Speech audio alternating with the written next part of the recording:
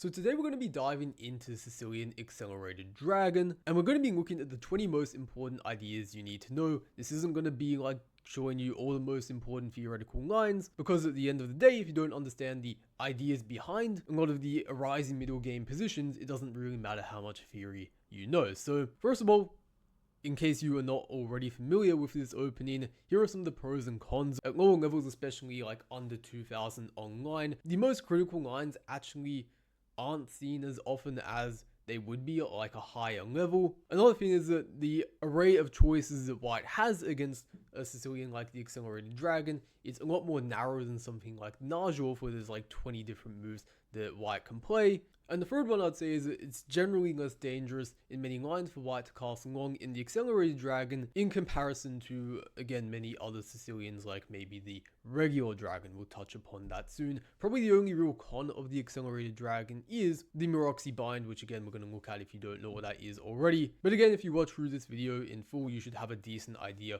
of how to face it, and probably you'll know it better than most people who play it with white. But anyways, getting to the contents of this video, here are the chapters. There's going to be timestamps below. Let's get right into it. So first of all, one of the most important ideas you need to know when distinguishing the Accelerated Dragon from just the regular Dragon, of course, the regular Dragon, so e4, c5, knight f3 occurs after the following moves, when after g6, the following, white's, their most critical line typically involves going for what we'd call Yugoslav attack setup, where they go for like bishop e3, f3. If they just go like for bishop e2 short castles, for example, that's usually not considered too threatening. Black can sort of just play normal developing moves and be more or less fine. But if they say go for the more aggressive Yugoslav setup, after castles, queen d2, knight c6, there's two sort of moves they can play. One is long castles, bishop c4, but in general, white is sort of aiming for is to go for like h4, g4, h5, bishop h6, and basically just storm black down the king side. The historical main line, I think, for a long time it was considered bishop c4 to be like the best approach, but I feel like these days long castles is a bit more popular. Basically just trying to avoid spending a tempo and moving the bishop so this attack can be faster, but it comes with the drawback that now if black plays d5, they can sort of grab a stake in the center, which like if you played bishop c4, of course, which just would not be possible. However, even in these positions, black often is still just a tiny bit worse, but it's worth remembering this still, because when we go to an analogous position that can arise from the Accelerated Dragon, right, where we go knight c6 and after d4, of course, there are many anti-Sicilians white can play where they do not go for the immediate d4, but generally d4, the open Sicilian, is the most popular choice, and then after knight takes d4, g6, this is where the Accelerated Dragon begins, where you can see we go for the immediate fianchetto as opposed to trying to spend time on a move like d6. And in the next few moves, let's say white tries to go for the same Yugoslav setup, after castles queen d2, notice how we have not yet spent a tempo going to d6, and that means we can get a much improved version of this position here after queen d2 by going d5 in one go, and we're a whole tempo up because the king is still in the middle of the board. And we will be looking at this a bit more closely in the next chapter, but for now just understand that in various different lines, also like if they say go like bishop e2, castles, again you could go d6, but because we have not yet spent a tempo for the d pawn, we can go d5 in one go, and this is more than fine. However, the drawback of the Accelerated Dragon compared to the regular Dragon is that because we have not yet played knight f6, placing pressure on the e4 pawn, we do give white this possibility to go for pawn to c4, obtaining this sort of so-called Maroczy bind structure, which when you remember about how very often black likes to play d5, when white, puts their knight on c3 and the pawn is still back on c2, this prevents many of those ideas and gives white a long-term space advantage, which if you don't know what you're doing can be a little bit difficult to handle. But again, in the third chapter on the Maroczy bind, we will be taking a closer look at this. So now that we understand sort of the difference between the regular Dragon and the Accelerated Dragon, I want to start looking at maybe what for many of you will be the most common response at this point, which is maybe some sort of knight c3, and then after bishop g7, there are a few different things that we're going to see throughout this chapter. And the first thing I'd like to touch on is like a lot of people, this is going to be more prevalent on lower levels, are just going to take on c6. And this is generally a positional mistake because after b takes c6, and not d takes c6, I think then after takes, this queenless middle game is quite good for white if they can get very quick development. Now king is sort of maybe a bit unsafe. If we play b takes e6 in the long term, maybe we can think about playing d5 and we'd have very nice central control, but for now, maybe just focus on developing with d6, knight of 6 castles, and we're basically more than fine already in this position. You just have to be a little bit careful, like say to go d6 first, because otherwise, like if you go knight of 6, you might get kicked around with e5, so you want to go d6 first and only then think about developing the knight. Probably a little bit better of a version of this though would be if white kept the tension with bishop e3.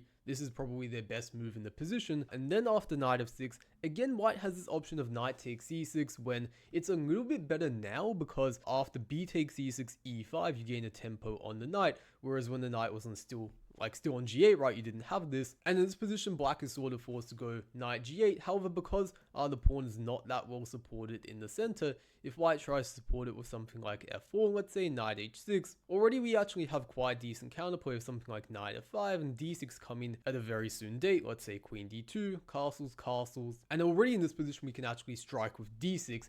And the point is that if white takes this, right, and let's say they take twice, with takes. Now the issue is that their coordination is a little bit off, and we can actually play knight to f5. These are both forked, and if they go rook d3, bishop a6, they're going to have a tough time avoiding a material loss. But yeah, in general, knight takes e6, it's a fairly common idea. I've seen it at lower levels, where because we're already putting some pressure on like their knight in the middle of the board, many weaker players just like immediately freak out and they just like take when they need to be a little bit more patient. On the other side of the coin though, sometimes players will just retreat their knight to a square like b3 for example, but this generally is not too challenging. You can usually just sort of develop your pieces now, and say if white also castles short. I will briefly note if they go for something like bishop e3 and like d6, queen d2. It's a bit slow, this sort of version of castling long, and I think you're probably doing more than fine if you just simply go a6, b5. But okay, going back to let's say white castles short, we're going to go d6. Notice how because their knight is sort of gone backwards and they control this d5 square a little bit better, we cannot go for d5 break, but what we can do is you can just play in a normal dragon fashion. And again, I mentioned earlier, right, these bishop e2 setups are not the most dangerous thing in the world, and yeah, we have a pretty equal position already. So like if they, I don't know, go bishop g5 for example, we can just play f6 and we can think about b5, bishop b7. If they play a4, we can still fianchetto our bishop anyway, and this is like a pretty fine position. There is also another idea I will note though, sometimes we can put the bishop on e6, go rook c8, knight a5, and this is also a perfectly valid way of playing the position. Returning back to the topic of the d5 break though, so in the last move, white has played bishop e3. Let's see the following moves that we saw earlier on in chapter 1, where, you know, white's attempting to go for this Yugoslav setup, but instead of going d6 and succumbing to the typical sort of dragon attacks, we just go d5. And after d5, it's worth noting there are a few different responses that white can sort of conjure up here. A very common one is that they can just take on d5. But yeah, generally after like takes and they may say make another exchange and they just keep chopping stuff off, this is usually pretty much fine for black. And in this particular situation, because white's slightly lagging in development here, this is already like more than equal. I think they should play c3, which again is not a developing move, but they should probably protect the b2 pawn. If they go long castles to protect it like that, that I think is incredibly suicidal with our bishops pointing at the white king like this, and that is again why probably they should play c3 in this position and avoid said position. It's also possible for a similar sort of reaction, let's say if they go bishop e2 instead of f3, this is probably a tiny bit better than them trying to go for the Yugoslavian again. And now, let's say d5. Again, it is possible to go for d6. Again, these short castle lines with bishop e2, not the most dangerous thing against the dragon, but d5, I think this is what we're here for when we play the accelerated dragon. The one con maybe in this exact position is that after, let's say, takes, compared to the other line, because the bishop can come here with tempo, there's no pawn on this square, this might lead to sort of a position where, like, let's say this position, we do get an isolated pawn. This is still equal because our pieces are quite active. We have this bishop and like all our pieces are going to come to life. But for some, they might prefer just to go d6 in this position. But it's just worth showing how this sort of structure can evolve after d5 in a few different situations. Also, let's say they don't take immediately. Let's say they play knight takes e6. Now there's a lot of pressure like this. If they take on d5, then we take back. This is no longer an isolated pawn, and we have actually a very nice pawn center, as you can see, and a nice bishop along this diagonal. black is of course more than fine. Coming back to this position though, after castles and d5, right? Another typical reaction is for white not to go e takes d5, but also take on c6 and then go e5. But this actually isn't really too scary after we move our knight back to either like e8 or d7, let's say e8 in this situation, f4, f6, and this is a very important break to really challenge white's stronghold in the center. Otherwise, maybe they will have a little bit of an annoying space advantage, but after this, I think we're more than fine.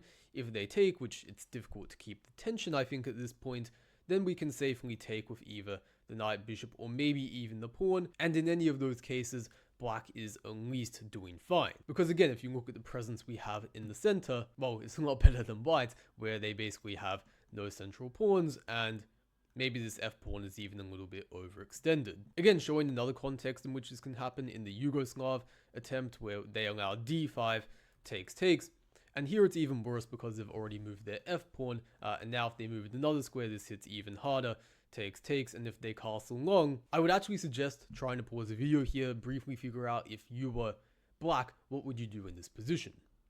And this is a good moment, I think, to probably go for knight g4. It's very often an idea in many of these Sicilians in general to try and target the dark squared bishop. It's in many ways a strong attacking piece for white. Like, let's say earlier if they just go queen to d2 instead of f3, well, I think in this position, knight to g4 is a fairly decent idea, just trying to, again, go after the bishop, and if they move it, well, they hang the knight. So to avoid any immediate troubles, they should probably take on c6.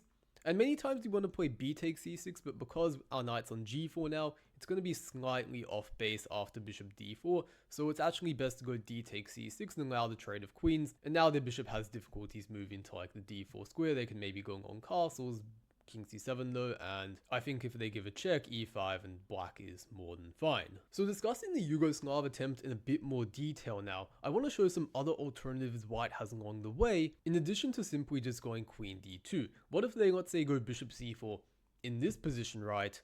Or maybe, let's say, they go bishop to c4, long castles, and short castles, and then d6, and then f3. Well, that's going to be the same thing as f3 castles, bishop c4. So what do we do in this position? Because we cannot go for the d5 break. And actually, we can make use of this temporary point in time where white's coordination is not that good, and we can play this very nice move queen to b6, and there's various traps that white has to be watching out. For example, if they bring the bishop back to defend the pawn like this, then they run into knight takes e4, and if you just simply like, well, if you take like this and I take the bishop, thank you very much. If you like take this and we win a pawn, you go knight d5, I'm just getting a check in time and sort of escaping any drama. There is actually this one line where white plays knight d5 and like they somehow like kind of staying in the game, where after takes they get this check, but still at best they're only really equal, and this is a little bit desperate. But also, let's say after queen b6 they go queen to d2. I don't think we really want to grab the b2 pawn, but we can again play knight takes e4. We hit the queen with tempo this time. If they take either way, then the d4 knight, we can just simply take it. And if they, let's say, play knight takes c6, there are a few different moves we can play. We can play knight takes d2, but we can also play queen takes c6, and if they take this, the bishop will be hanging. So to avoid being down material, I think white might want to take, but even still, if they go for something like this, they are just positionally worse off because black has the bishop here.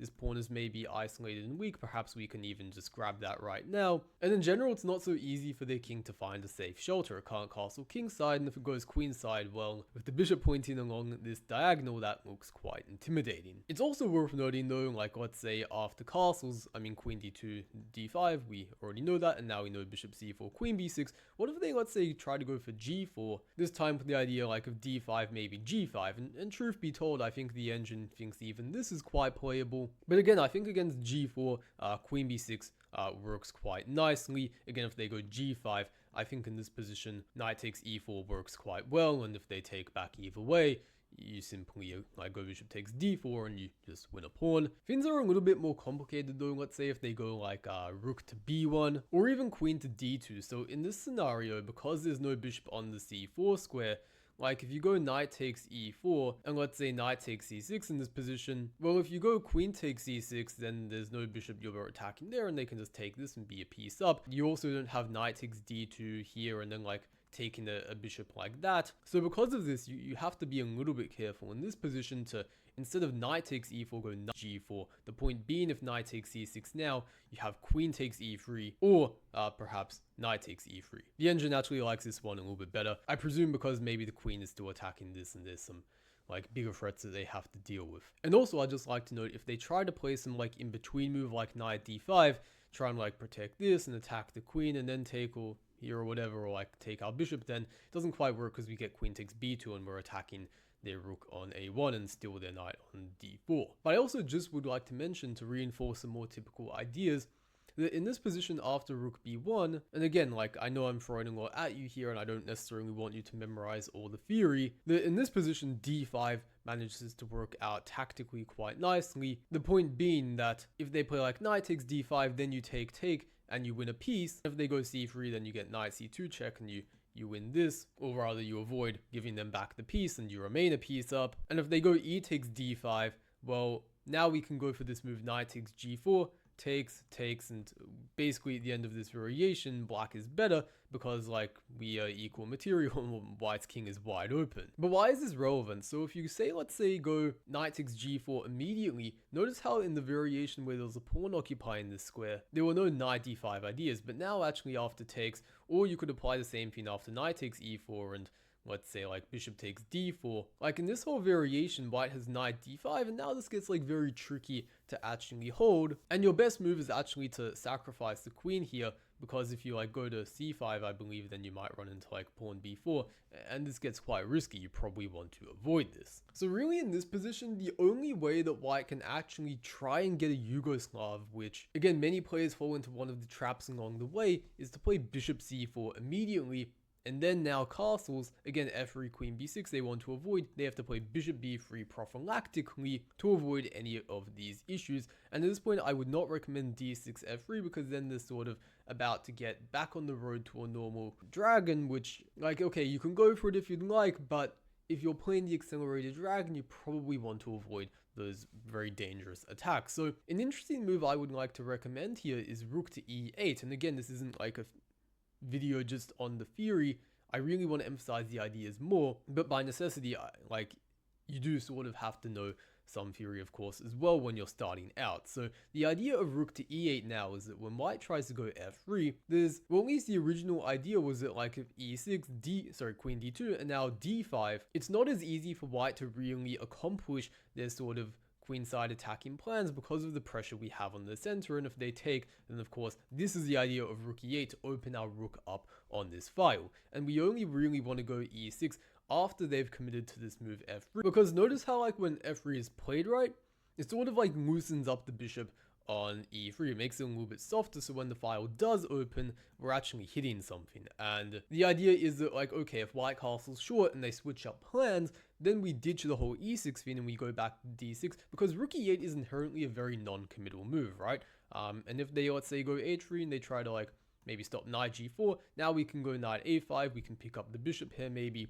and if they continue, we can take, go b6, fianchetto our bishop, and we have a very safe position. But again, let's say they go for pawn to f3 here. In this position, in addition to e6, you can also consider the immediate d5. This is something which has been seen quite a bit in recent times, and the idea is, let's say if white takes with the pawn, you can go knight to b4, attack this. The only really critical way to defend this is knight d2, but now you play pawn to e6, attacking this. If you go like d6, knight bd5, and we're probably going to be able to win that back. If they take here, well, their bishop's under attack, they have to deal with that first, then we take it, and okay, we have an isolated pawn, but they've also got some weaknesses of their own on like the e3 square, because they've played this, and that's a weakening move. So things are about equal here, but if they, let's say, go d takes e6, this is concretely difficult for them to face, because now if, let's say, takes, and they move the bishop backwards, well, like, they're getting it out of danger, but then there's the other danger they have to face of takes, and knight takes c2, coming with a big fat check. So their best move in this position is to go a3, also king f2, we can just simply take, and if they play takes, we win this, and if they go here, then we win the bishop, because the king can't protect it. So their best move is to like go a3 and then like go for this, and this is still not so great. So yeah, things are getting a bit concrete at this point, but again, just remember that if white wants to try and go for a Yugoslav, they have to play quite precisely in order to avoid a lot of these traps. And unless you want to end up like victim to, again, one of these sort of very vicious attacks on the king side, as typically occurs in the dragon, then you probably have to play something a little bit different to d6. Rook e8 is probably one of the most popular ways to do so. Now getting into the Maroczy bind part 3. This is, of course, as I've discussed in the introduction, the most critical thing that white can do against the accelerated dragon, and I just want to put some moves on the board to sort of illustrate like why this is such a maybe dangerous setup. So let's say bishop to g7, bishop e3. Again, it wouldn't really make sense, especially here in the Maroczy bind when you're making such a point to control the d5 square. It makes zero sense to take. If someone does this, I don't know what to say. I mean, you're already fine. There's nothing special you really need to do. Just develop. Maybe if they play knight c3, you want to avoid e5, so maybe go d6 first and castle, but more or less there's not anything too special you need to know. I guess just to illustrate one plan, like let's say something like this happens, like okay, where do you go from here, right? Well, I'd like to think that with the open b file, we could maybe put a rook there. Let's say like white develops a bishop, like rook b8, and we can start thinking about like bringing the queen over as well, knight d7 to open the bishop on this diagonal. The knight comes to one of these squares, maybe the bishop pressures the c4 pawn. Like, I mean, no one's really gonna do this, I think. I could be wrong, but just in case anyone does that, there you go. But okay, bishop e3, by far the most common move, and now you should develop your knight to c3. And I'm just looking at this from white's perspective, by the way, to really understand sort of like the lens through which your opponent is viewing the position and why this is so appealing. So like, let's say you develop, and of course here you need to play a little bit differently. You can't go for the d5 break because just there's too much control over the square, so we need to take a bit of a slower approach. Rook c8, f3, and you can just see white's consolidating the e4 pawn, maybe stopping any knight g4 ideas. Very solid position.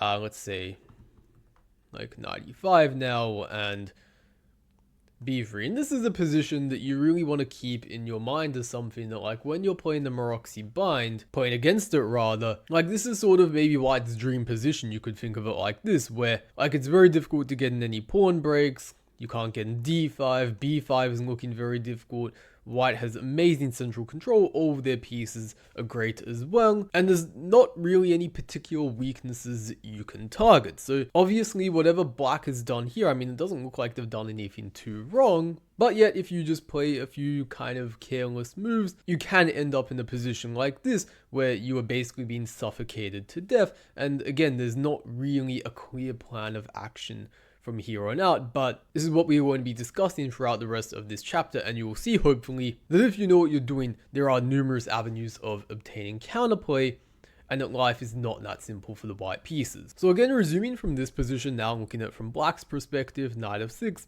knight to c3, d6, bishop e2, castles, all very standard theory. Bishop to d7, queen d2. Now what I would recommend usually doing at some point is taking on d4, rather than, as we saw, just then like going knight e5 and trying to like threaten knight g4 or attacking c4, right? Just because when you have a space disadvantage in general, that tends to mean that your pieces have a difficult time finding good squares. They're all fighting over each other for like who gets like what position on the board, and it's just a lot easier if you usually like trade some pieces, because then you get a little bit more breathing room and just like room to play with, right? But if you start playing moves like knight e5, you're going to have a lot of your pieces like stepping over each other's toes and stuff, so best to just take on d4 at this point, and at many different points in general of the accelerated dragon. But okay, now bishop c6, you can see we're activating our bishop on the square which our knight used to be, but because we traded off, no problemo. And f3, simply defending the pawn. It's not very harmonious to go for like bishop f3. Some people might do this, but then you sort of lose protection of this, I guess, and your bishop just isn't doing a very good job on this diagonal. So we can probably play in similar fashion to what we're about to see against f3 as well, but yeah, it's a bit of an ugly move, this one. Pawn to f3. Same thing goes with bishop d3, I think, by the way. But okay, pawn f3. And now at this point, either after playing a5, which we're going to talk about more soon, and let's say white plays b3 to stop us from advancing our pawn further, with the idea that now a4, they get b4. Whereas like, you know, if they just say played a random move here, now if they went b4, we can go en passant. And we are, again, we'll look at this again more soon, but basically, like maybe we can play queen a5, and it's not so easy for them to sort of push their queenside pawns. So either in this position immediately or after a5, b3, a very typical idea is to go knight to d7. And typically we're taught to believe that many of these sort of positions in general where you have a fianchettoed bishop, you should be trying to avoid exchanging off your like fianchettoed bishop, right? That's going to endanger your king potentially. Like, don't do that. That's a bad idea. But in the Maroczy bind, it's not quite that simple, because if you actually take a moment to observe like white's pawn structure, right, where all these pawns are on light squares, that actually means that this is sort of white's good bishop. You could think of it like that, right? And if they trade it off, that could potentially result in many weak dark squares. And unlike, let's say, if we compare this to a position such as the traditional dragon, right, where it's like, you know, there's opposite side castling. I'm just going to put the moves on the board. So again, we've seen this sort of position before, right? Like, let's say this happens, d5 is the best move there, but let's say h4 and they're like starting to attack us, right? Well, because they've castled queenside in this line, and they are like able to push these these kingside pawns without weakening their king significantly, the exchange of dark squared bishops just makes a lot more sense in this position. Not to mention this pawn is also back on c2, it's not placed on another central light square. Whereas in this position, I mean, you're already castled kingside, you also have more pawns on light squares in the center compared to the other line, and something like h4, h5, I mean, when you've already castled short and your rook is no longer on h1, ready to like just invade along the h-file and give white living hell. All these factors in combination basically mean that, like, okay, if they exchange dark squared bishops, the king safety factors aren't as big of a concern, and more likely what's going to happen is the positional factors of them trading off like that, again, dark squared bishop, which protects a lot of perhaps vulnerable dark squares in their camp, is of greater importance. And I'm going to show one brief example right now to sort of see how maybe this could play out in action. So let's say queen d4 check, like a fairly common move. I think in the Lichess database it's also the most common approach. And now they could develop a rook in the game, but a lot of people have tried knight to d5, and it looks like you're getting very active. Maybe if takes, you take, you open the c file, you also open up your bishop on this diagonal, maybe it can come to b5. But a very nice move that you can play here is pawn to e5, kicking the queen away, and this looks slightly anti-positional, maybe weakening the d6 pawn, but we're going to see how this plays out. So queen to d2, now we take. And the idea is, now when c takes d5, this is kind of an improvement over this position. You can sort of think of it like in this position, right, again, like this is kind of a bad bishop that they have here. But the center isn't like fully fixed, like there's still some dynamic potential, and their queen is also sort of active on the d4 square. It's probably around equal, but in this position, notice how there is this more fixed pawn structure. Our queen can also come to b6, and that limits their bishop from coming to b5, for example, and that just gives black a very nice positional advantage to play with here that very much puts us in the driver's seat. Also, let's say after bishop takes d5, what if they play queen takes d5 and try to target this as a long-term weakness? Well, we're just in time here to get in the check, knight c5, and if they go rook fd1, we can go rook fd8, and let's say they continue trying to triple up and pressure the d pawn. A very nice idea that I would like you to remember in many of these positions we manage to like exchange off the dark squared bishops is knight to e6, and we can then bring our knight to a square like d4, maybe f4 in some circumstances. Just funny to note, by the way, if our pawn was an a6, then knight f4 would actually be a threat to trap the queen, but here, knight f4, I think they have like queen b5, and that's their only square that they can survive with. But regardless, you can see black has quite a significant positional advantage. We could also maybe go a4 as well. I think this is the objectively best move to really crack down on this.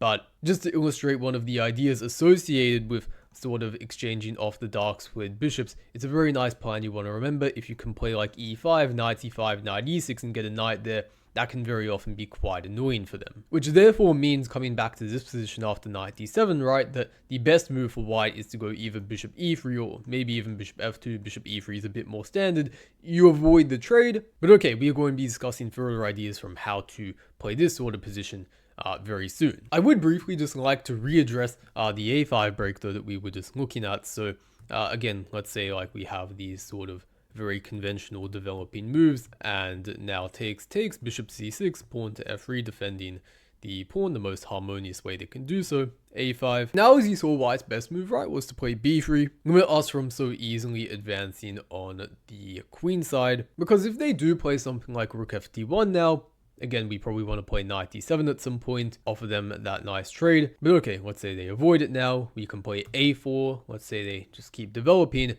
queen to a5. And this is sort of a bit uncomfortable for white because it's not completely clear now, like, okay, they have all their pieces of nice looking squares, but where do they go from here? So like a lot of people might just go knight e5. I think this is the most popular move, at least in the Lee chess database. And this brings us to another idea, right, of like when white plays knight d5 and we have like a queen sort of in alignment with their queen, very often this is going to bring about the transition into like more of an endgame. And you of course want to avoid like taking immediately, because then they get this with check and takes, and then they're a pawn up, and this is also a big fat weakness, so you don't want to play queen takes d2 immediately. But for example, you could play bishop takes d5 and transition into an endgame like this. And there are two different recaptures that more or less white has. They can take for the e or the c pawn. I think in this position, because white has the bishop here and black doesn't, playing this one might be a little bit better to open this up for their bishop. And from here on, black can exchange queens. Rook takes d2. And here there's a nice idea that I've picked up, which is that rook fc8 is a little bit more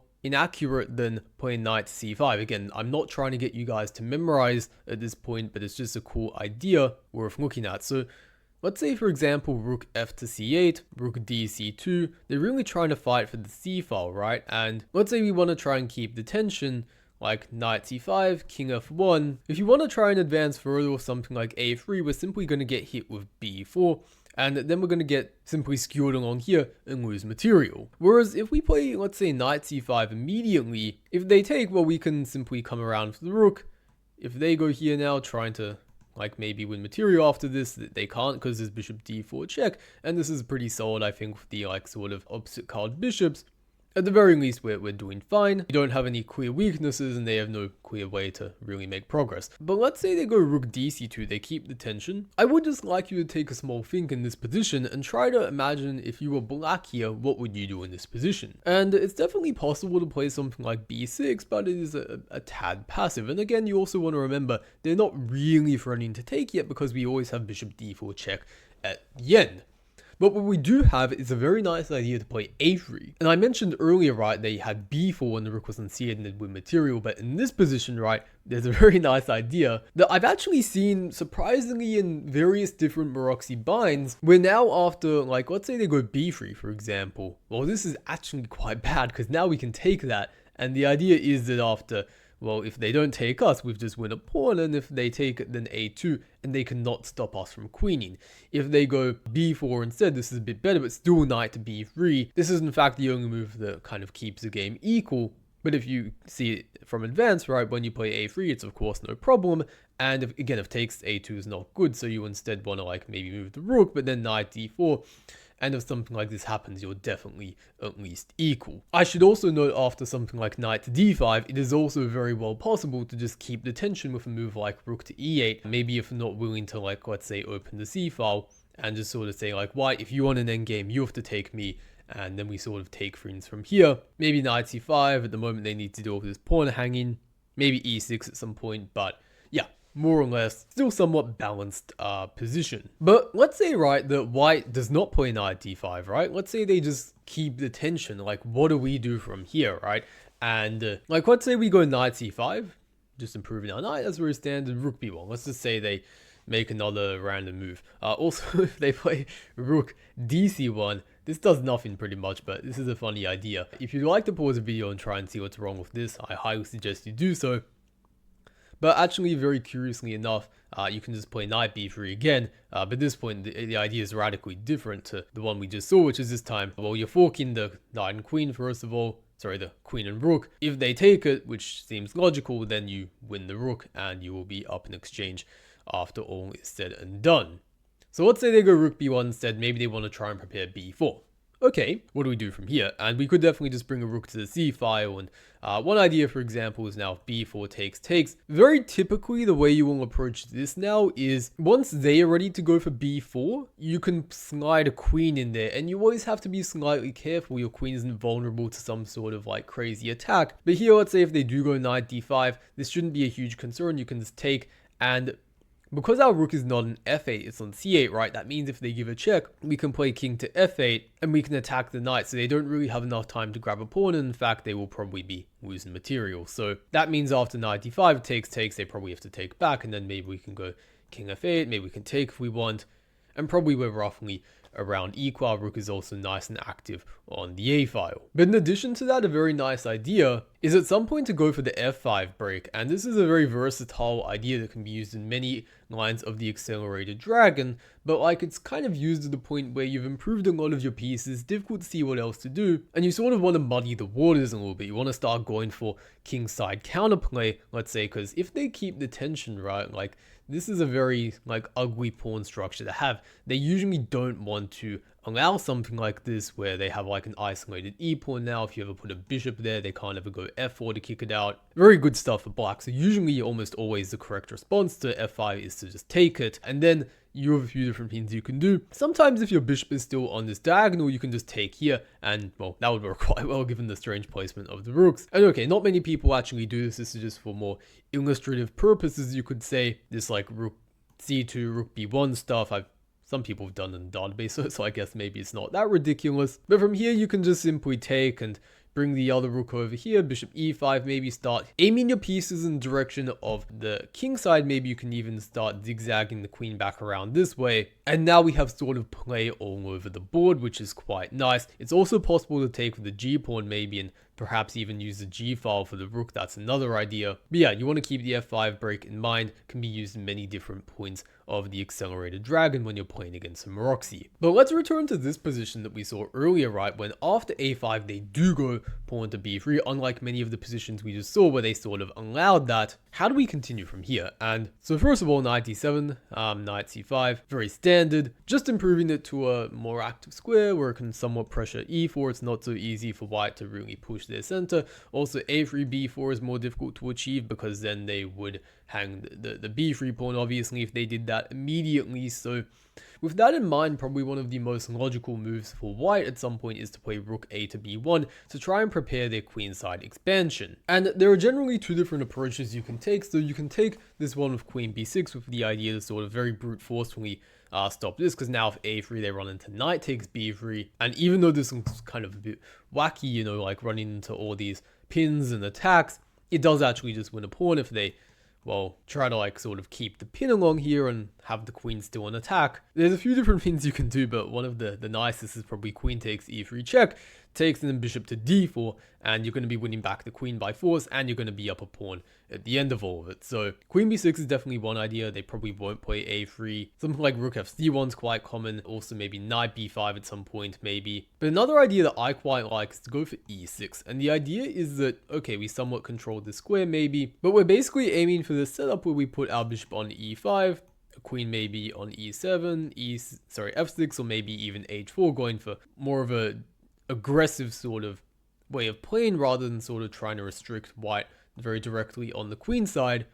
And maybe even in some circumstances f5 is going to be seen again. So e6 I quite like, and let's say they go for a3 again. Well, notice now how if we go a4, because there's no pawn here, okay, they get in b4, but actually knight b3, and now knight is being quite well supported. They can't take it because their pawn's on a3. And now after queen d3, we have to be careful to not get too complacent, otherwise they might go bishop d1 and like sort of win a pawn tactically. But we can very nicely go queen to f6 in this position, making use of this temporary moment in time where their pieces are not very well coordinated, and we can attack the knight, forcing it to maybe go back, rook f d8, and maybe we can even think about d5 very soon, sort of gaining very active counterplay in the center. But let's say they don't go for a3 b4. Let's say they see that maybe that's an annoying move. Let's say they go rook f d1, bishop e5. You do not have to be scared of f4, because then this would drop the e4 pawn, your upper pawn here. Okay, you lost your dark squared bishop, that is true, but I think the pawn advantage is a bit more important in this position. Most people are not going to go for f4, I don't think. A very common approach is, let's say, bishop to d4. But again, are we that concerned about the trade of dark squared bishops? Not really. If they take this, I think this benefits us somewhat even. These doubled pawns control a lot of important squares. But let's say white, you know, plays something that doesn't try to swap off the dark squared bishops, maybe g3, fairly sensible idea, just trying to limit the scope of our dark squared bishop. We just keep developing. If they go something like knight b5, then we can maybe think about chopping this off, or maybe just rook f d8.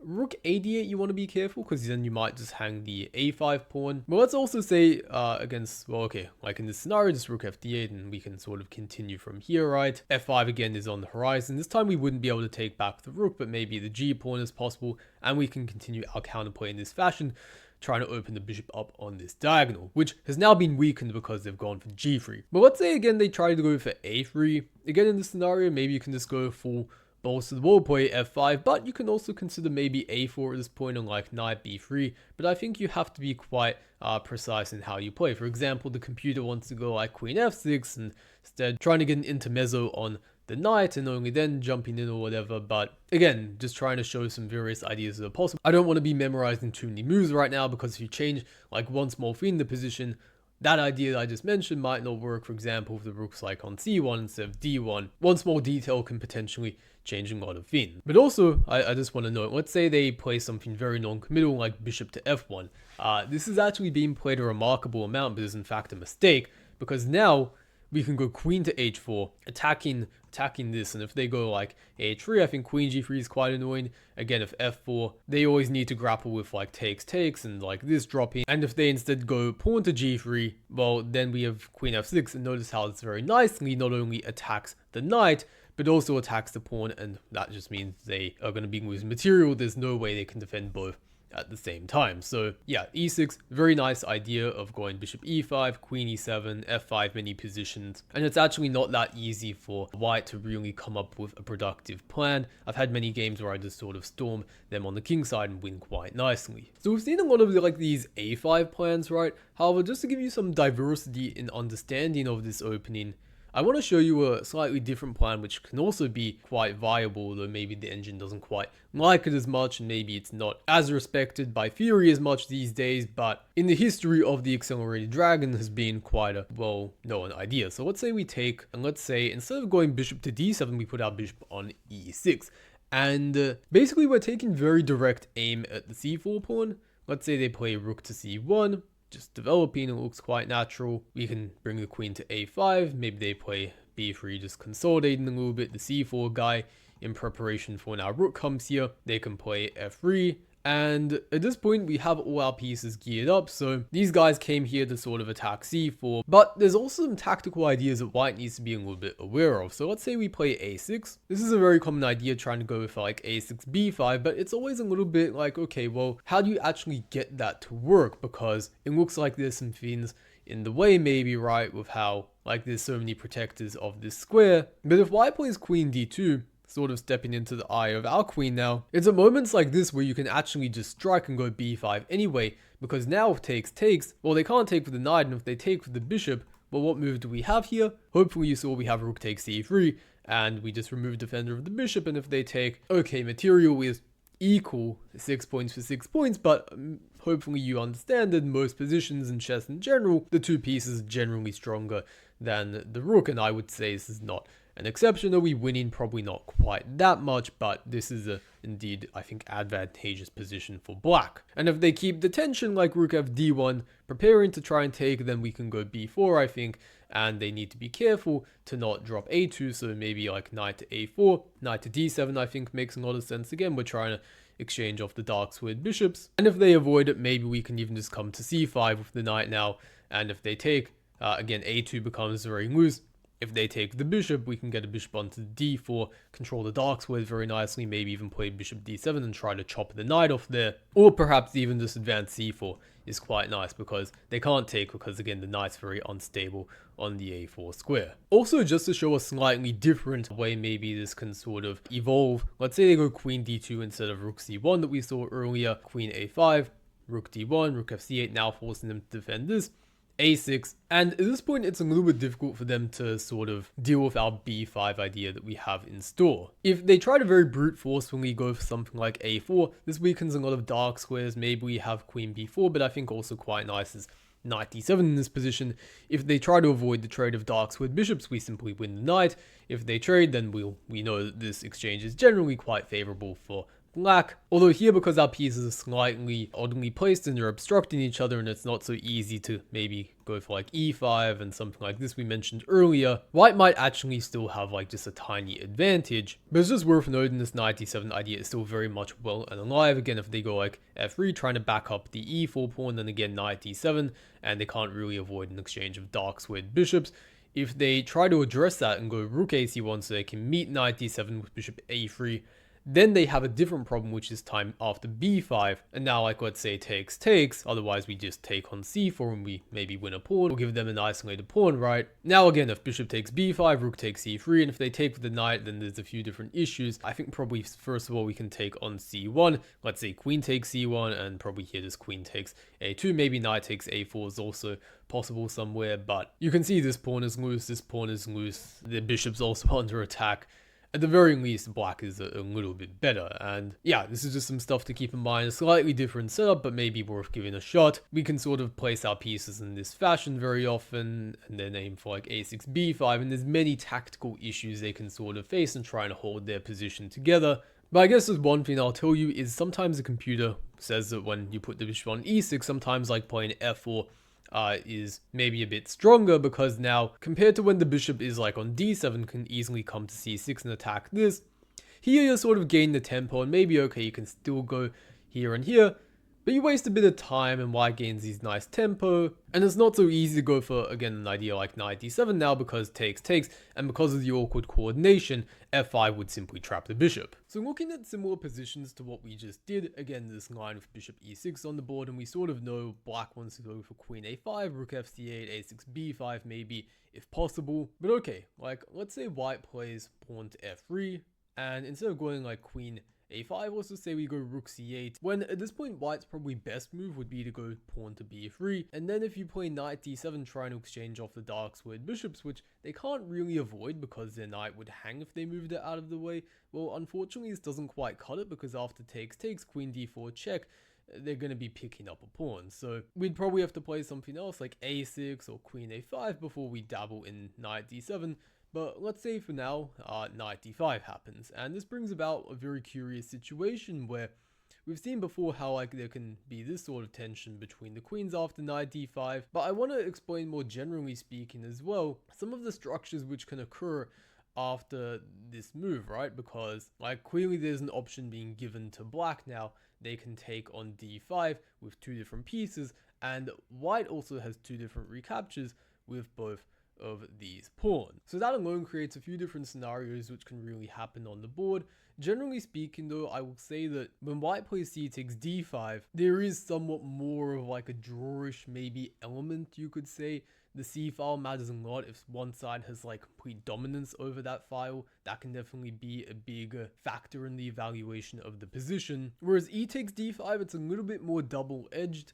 You do get the open e file, but sometimes c4 can become weak if you are not careful. This bishop also, like when you play c takes d5, it sort of gets opened up, but when you play e takes d5, it sort of remains closed inside the pawn structure. But okay, this becomes a backward pawn. It can potentially be targeted. Sometimes you go f4, f5 as well once you've taken here and you try to kind of storm on the king side a little bit.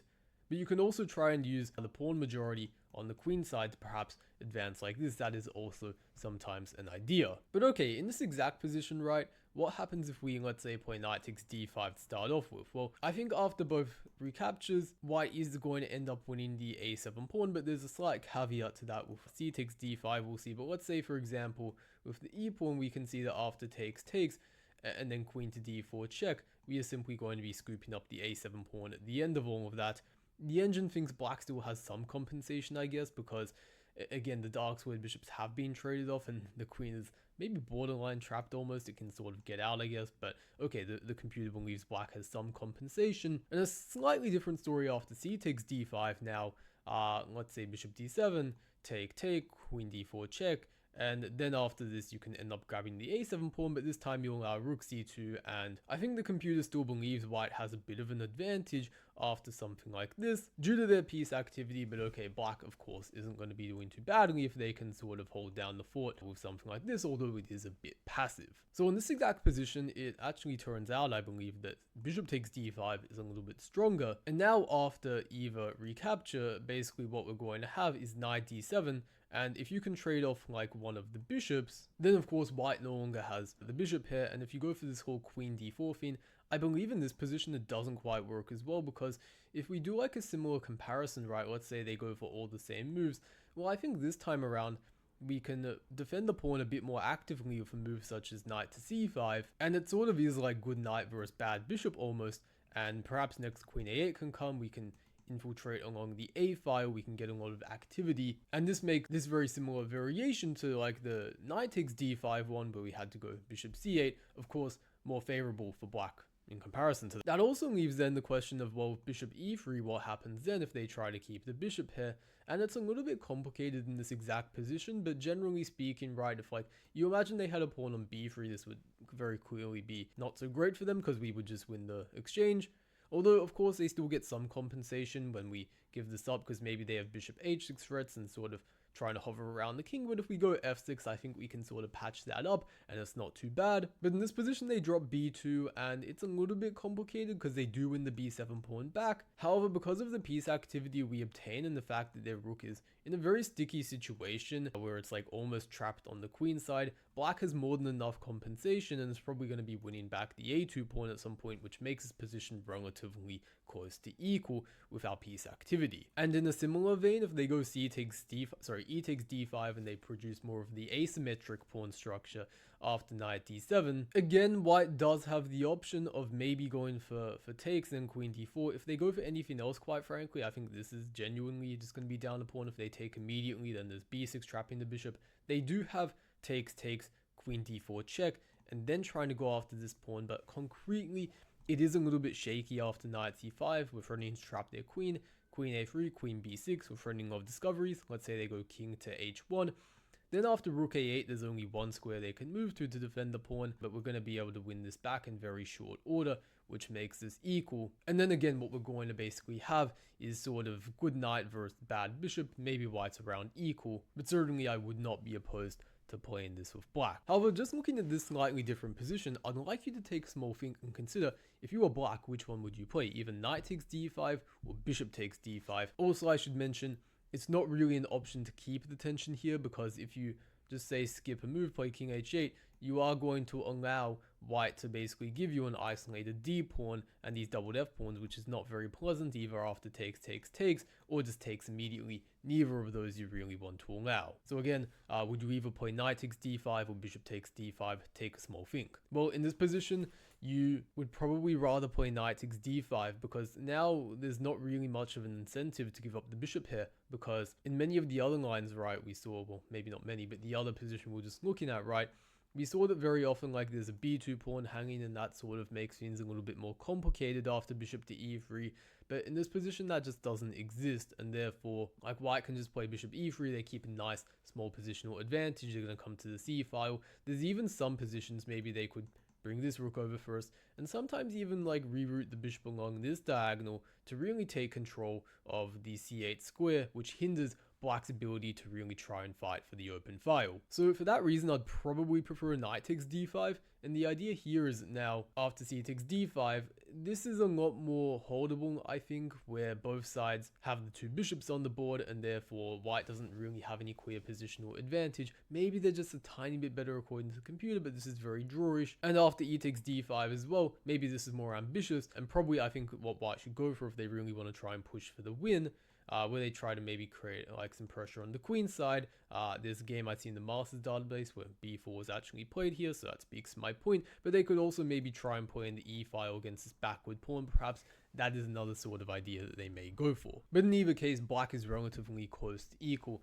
And hopefully comparing these two positions, this one and the other one we just looked at, with knight d5 in this position, has given you some idea of how the pawn structure can change, and when you want to play bishop takes d5 versus knight takes d5. It's not always super straightforward, but again, hopefully this has given you some idea. But also, let's say white at some point like plays knight to c2, and they avoid a trade of knight. Because we've talked about, right, how generally the side with more space wants to avoid piece trade, so logically knight c2 makes a lot of sense, and it also scores decently well for white compared to some other moves, because even though the engine might evaluate it very similarly to those other ones, it does pose some real practical problems to the black pieces about how they should go about best utilizing their pieces in spite of maybe the space disadvantage. But okay, let's say we just play rook to c8 to start off with, white plays pawn to f3, just simply further consolidating the pawn. And I think in these positions, something like a5 just doesn't really quite hit the same. There's some issues like with the b5 square, like maybe they get a knight there, for example. And like it's not really clear how to properly remove it and whatnot because we haven't exchanged this knight off. So probably the approach I would like to go for is a6. Let's say they play queen to d2. And then maybe knight e5 I quite like, just very actively attacking the pawn. And if white can sort of get two moves in a row, like b3, rook ac1, they probably have a fairly decent advantage and have sort of consolidated. But if we play very quickly, for example, like let's say b3 and get b5, again, this sort of idea we've talked about earlier, except here it slightly works under different circumstances. Let's say c takes b5, queen a5 is quite nice, provoking b4, getting rid of any piece that can maybe come there, for example.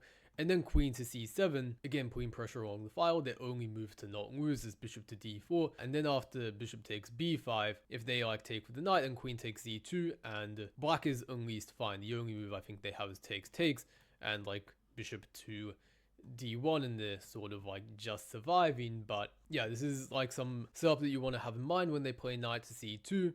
Because if you go like knight e5 immediately, I think, like b3, and now you go a6, like, okay, if they go queen to d2, it sort of transposes, but I think here they can get a little bit more stringent on the b5 square and restrict like this. And if you go for it anyway, then I think just take, and probably takes the knight, and I don't see any clear compensation for just being down a pawn. So that's why playing something like a6 first helps, when, okay, if they play a4 now, maybe you can play something like knight a5, and it's a little bit more difficult for them to protect the pawn, because if b3 they hang it, and if they go knight a3, maybe you can follow up with bishop e6 and b3. At this point again, knight e7 makes a lot of sense, maybe even knight g4, because this knight is quite loose. So there are some small move order things, and I also just want to show some nice ideas. Let's say they play knight to a3 instead, which restricts this a little bit better.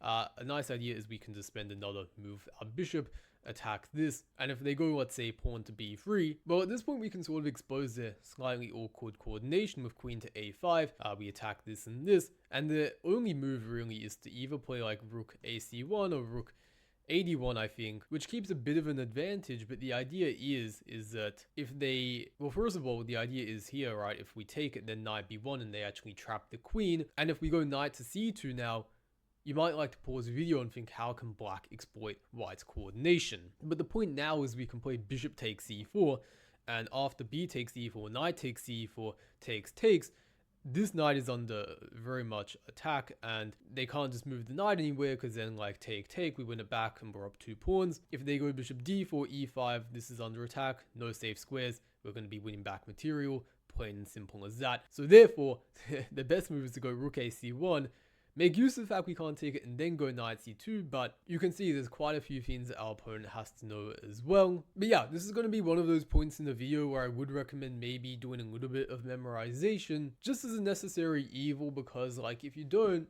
this is going to be one of those lines which, to be honest, like your opponent's probably already going to be a pretty decent level if they're playing like this. If you're like 1800 online or something, no one's really going to play this like that well, I think. But if you are a slightly stronger player, this is going to be probably one of the things you want to memorize, just so that you don't end up in some completely hopeless position where you just have no idea of what you're doing. I want this video to sort of be as useful for as long as humanly possible. I try not to discuss too much theory, but at this very moment in time in 2024, in 10 years if you're watching this, I have no idea what it will be like. But at least at this moment in time, one of the hot lines is to go h3. And typically, you know, you put the pawn on f3. This is sort of how it's been done for a long time.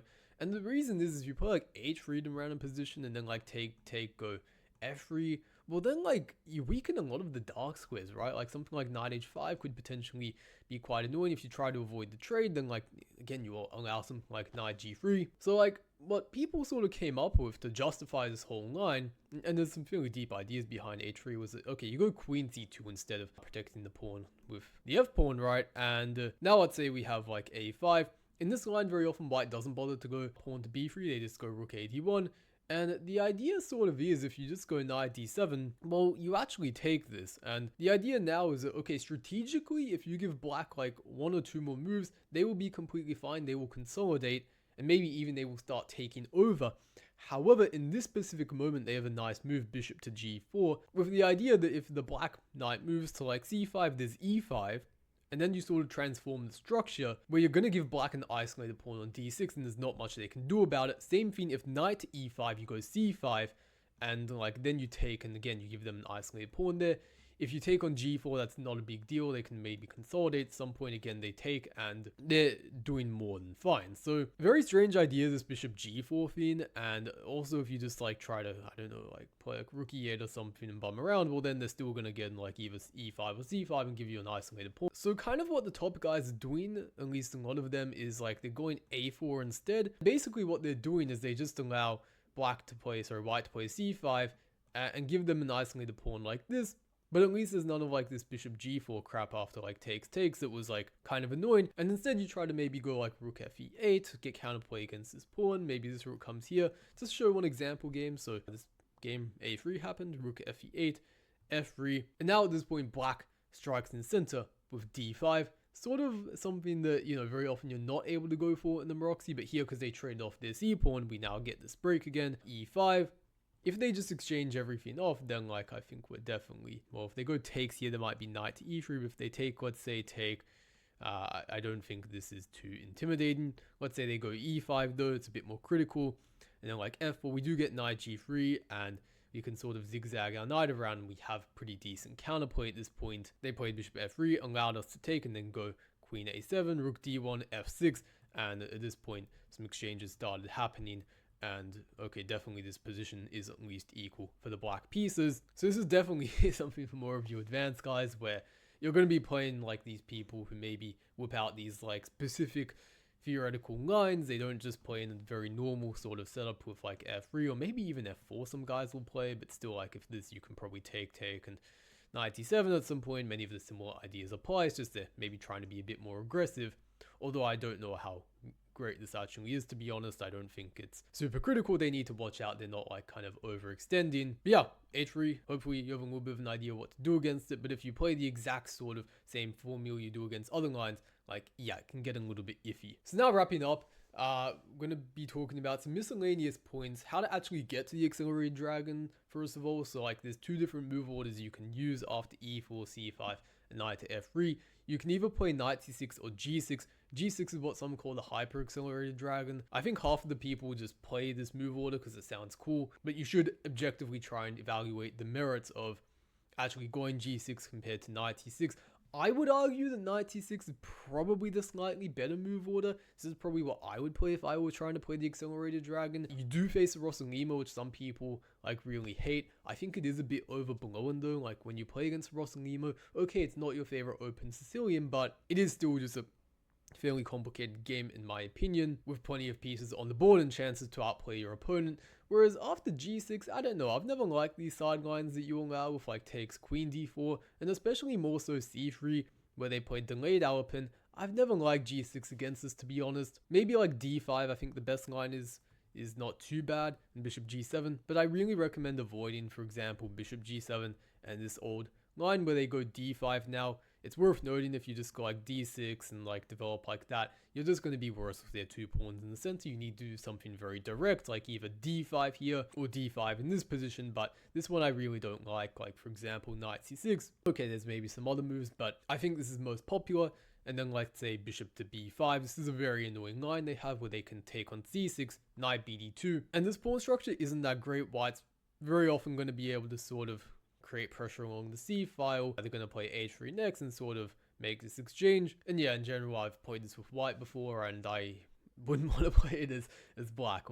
I'll say that much. But also again, just in relation to the Maroczy, I didn't really want to put it in the Maroczy chapter. That's just sort of my weird queen, I guess, but there are some specific different things that you can do when facing it. So like, for example, in this position, instead of just going bishop g7 automatically, one interesting line is that you can actually play knight to f6. This also assumes though, like, you're not going for like this and then playing bishop g7 immediately. Even if you were playing the hyper accelerated, you could keep this option open by going knight c6 in this position, then after c4 going knight f6, which we're going to see here, which is called the Gurganidze variation. And well, specifically after, let's say, knight to c3, d6, and then takes, and after like queen takes d4, bishop g7. Well, we saw it in various other lines, right, how we exchange on d4, but because we're doing so before white got in bishop to e3, there are definitely some specific challenges that white faces in this sort of variation. So let's say castles, queen to d2, and now we play a5, and we're utilizing this whole plan we saw earlier of going like a4, queen to a5, and sort of harassing them a little bit. Bishop to e6, rook f8 also commonly comes into the picture, and they can't really go b3 here and prevent us from going a4 because their pieces just aren't coordinated at this point in time. We can just go knight takes e4. If they were castled, then they could, of course, recapture on a1 and be doing absolutely fine, but in this position not an option, and so therefore people will either probably play like f3 protecting this or like just castle. But then we get this whole setup with like a4, queen a5, bishop e6, rook fc8, and we're very much doing fine. Again, if like b3, we can sort of think about taking, and maybe like queen b4 or knight d7, this should be familiar. If knight d5, this looks very similar to what we looked at earlier. Might even be a transposition actually, I'm not too sure. But something like take. Now we can think about taking, and like obviously here, take for the c pawn is no-go. They hang the rook, and if they take like this, knight d7 and like knight c5, and we're doing definitely fine in this position. Potentially we can consider again something like king to f1. We saw this similar situation with a pawn on e4, but I think again like a3 could make a lot of sense, and if b3, then well, knight takes b3 again is what we do, and if b4, maybe still I think the knight can come here. Okay, apparently rook d1, now knight's like kind of screwed, so maybe that doesn't quite work here, but again, it's an idea worth watching out for. I think knight a6 might not be too bad though, and